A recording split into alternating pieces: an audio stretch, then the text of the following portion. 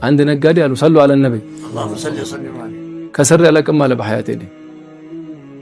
የሻም ነጋዴ ነው በሐያቴ ከስር ያለቅም ወላጅ አክበር እምላችሁ ያው ነጋዴው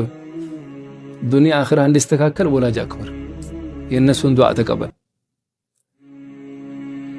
ከስር ያለቅም ይላል የገባሁበት ስራ ጓደኞቹ ይሄማ ሙስተሂል ነው አይሆንም ማለት ስራ ማለት ተከስራለህም ታተርፋለህም የገባሁበት ስራ ታተርፋለህ እንጂ አልከስርም ማለት እንዴት አሉ በስከዳ مرحبا نتحدى قالوا ቻሌንጅ ነው አሉ አንተ ከሻም ቴምር ወስደህ ኢራቅ ልትሸጠው አሉት ኢራቅ የቴምር ሀገር ነው ይስቁባል ቴምር ይዘህ ከመጣ አጅናስ ወአልዋን ቴምር አለ ከዛ ወደ ውጭ ይሄዳል ከውጭ አይመጣም ወደ እነሱ እዛ ሄደህ ሽጠህ ቴምር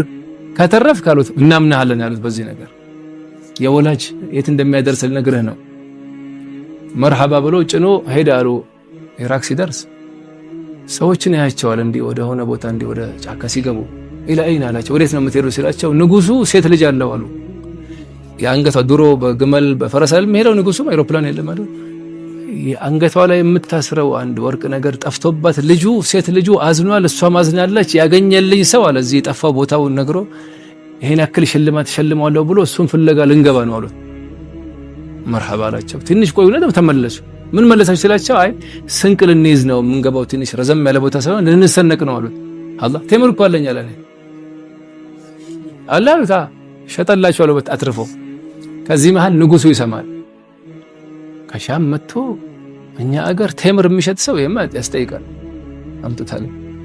ከየት መጣህ አለው አንተ እኔ ከሻም ምን ልታረግ መጣህ ሲለው ቴምር ልሸጥ አይ ማስጠይቃል ቴምር አገር ቴምር ልሸጥ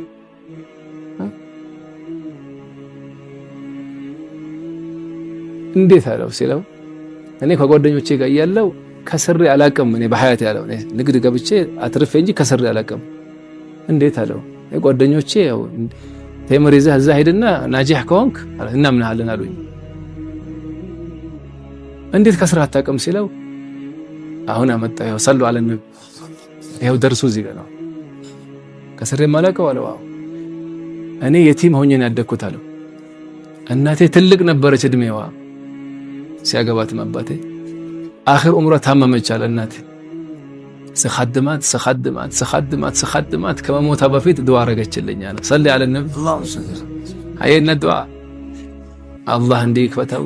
የሪዝቁም የምኑም አድርጋ የንጉስ ልጅም አላህ ይዳረ እጅህ አፈሩን እንዲብታነሳው ወርቅ ያርግልህ አለችኝ አለና እንዲ አፈሩን ሲያነሳው የንጉሷ ተገኘ የሴት ልጁ አላህ ምንድነው